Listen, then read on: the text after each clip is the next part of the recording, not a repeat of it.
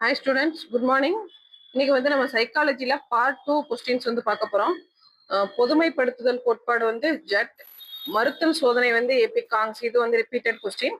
குறிக்கோள் கோட்பாடு வந்து பாக்லி. படிநிலை கற்றல் கோட்பாடு வந்து காக்னே, இது ரிப்பீட்டட் கொஸ்டின். குமர பருவத்தினரின் பிரச்சனைகளை வந்து சொன்னவர் வந்து ஸ்டான்லி ஹால்.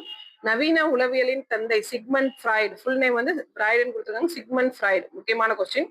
முதன்மை கற்றல் விதிகளை சொன்னவர் வந்து டாண்டேர்க். அவாவ நிலை அல்லது விருப்ப அளவு வந்து டெம்போ. களக்கோட்பாடு கற்றல் கொள்கை வந்து குர்த் லெவின். நாம் கவனம் செலுத்தும் பொருட்களின் என்றும் நம் கவனத்தை வேறு பக்கம் இழுத்து இடையூறு செய்பவை கவனச்சிதைவு அப்படின்னு வந்து சொல்றோம். நம் நினைவில் என்றும் பின்புறத்தில் பொதுவாக எழுதப்பட்டிருக்கும் ஒலி எழுப்புக என்பதற்கு பதில் வந்து ஒலி எனக்கு, சவுண்ட் டு மீ, அதுக்கு அந்த மாதிரி மீனிங் வரும். கவனம், இது வந்து எதன் அடிப்படையாகும்னா புலன்காட்சிகள் அடிப்படையாகும். கவனித்தல் நமது மன வாழ்க்கையுடன் எப்போதும் இணைந்து காணப்படுகிறது. ஒருவனுடைய கற்கும் திறன் உடல் வளர்ச்சியை ஒட்டியே வந்து அமைகிறது அப்படின்னு சொல்றாங்க. வளர்ச்சியினை குறிக்கும் நடத்தைகளும் செயல்களும் வளர்ச்சிசார் செயல்களும் ஹெலிகாப்டர் என்பவரால் வர்ணிக்கப்பட்டது. முதிர்ச்சி அடைந்த ஒருவரிடம் வந்து கவனம் வந்து கண்டிப்பாக இருக்கும் சொல்றாங்க. டோனரஸ் என்பவர் வந்து ஒரு தத்துவவாதி. தன்னிறைவு தேவை கொள்கையை எடுத்துரைத்தவர் மாஸ்லோ, இதுவுமே வந்து ரிப்பீட்டட் கொஸ்டின்.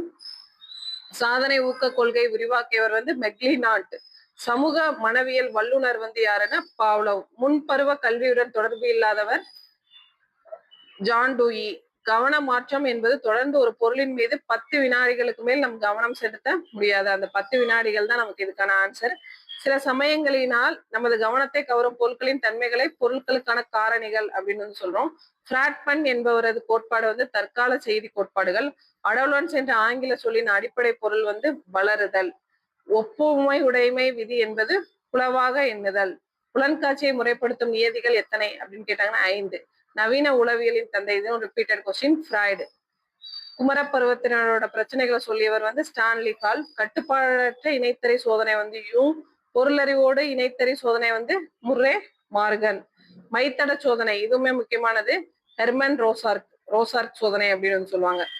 முக்கியமான கொஸ்டின். பகுப்பு உளவியல் கால் ஜி யூங். தனிநபர் உளவியல் வந்து ஆட்லர். உளப்பகுப்பு கோட்பாடு வந்து சிக்மண்ட் ஃப்ராய்டு. ஆளுமை வளர்ச்சி கொள்கை வந்து சிக்மண்ட் ஃப்ராய்டு அண்ட் ஆட்லர் யூங். வகைப்பாடு சொன்னது வந்து ஐசன். மனிதனின் புலன் உறுப்புகள் வந்து அறிவின் வாயில்கள்.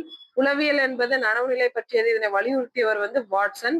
உளவியல் என்பது மனது பற்றியது என்று கூறியவர் வந்து காண்ட். உளவியல் என்பது ஆன்மா பற்றியது அல்ல என்று கூறியவரும் காண்ட் தான். அப்போ மனது பற்றியது அப்படின்னு சொல்லிட்டு சொல்றாங்க. உளவியல் என்பது மனிதனின் நடத்தை, மனித உறவு முறைகளை பற்றிய படிப்பாகும் என்று கூறியவர் வந்து குரோ. எவ்வித கருவியும் இன்றி பிறருடைய நடத்தையை அறிந்து கொள்ள உதவும் முறை வந்து போட்டி முறை. நாம் கோபத்தில் இருக்கும் போது நமது முகம் சிவப்பாகிறது, இது நடத்தையின் தன்மைகளை அறிய உதவும் முறை வந்து அகநோக்கு முறை. இது முக்கியமான கொஸ்டின், ரிப்பீட்டட் கொஸ்டின்.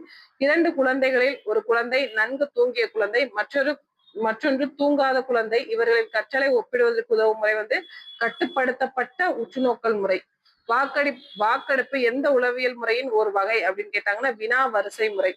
பிறப்பிலிருந்து முதுமை வரைக்கும் ஒருவரது கற்றல் அனுபவங்களை விவரிப்பதை தான் கல்வி உளவியல் என்று கூறியவர் வந்து ஏக்ரோ அண்ட் சிடி க்ரோ, 2 பேரு. தேர்வு அடைவு சோதனையில் நுண்ணறிவு பங்கை பற்றி ஆராய்வதற்கான உதவும் முறை வந்து பரிசோதனை முறை. முக்கியமான கொஸ்டின். ஒரு நல்ல சமூக அமைப்புக்கான நுண்ணறிவின் பங்கை பற்றி ஆராய்வதற்காக உதவும் முறை வந்து பரிசோதனை முறை. புலன்பயிற்சி கல்வி முறையை புகுத்தியவர் வந்து யாரு அப்படின்னு சொல்லிட்டு பார்த்தோம்னா மாண்டிச்சோரி. சரிங்களா? இது வந்து part 2 video. Part 1 video already நம்ம போட்டிருப்போம், பார்க்காதவங்க வந்து பார்த்துக்கோங்க. அடுத்து வந்து நம்ம பார்ட் 3 வந்து பார்ப்போம்.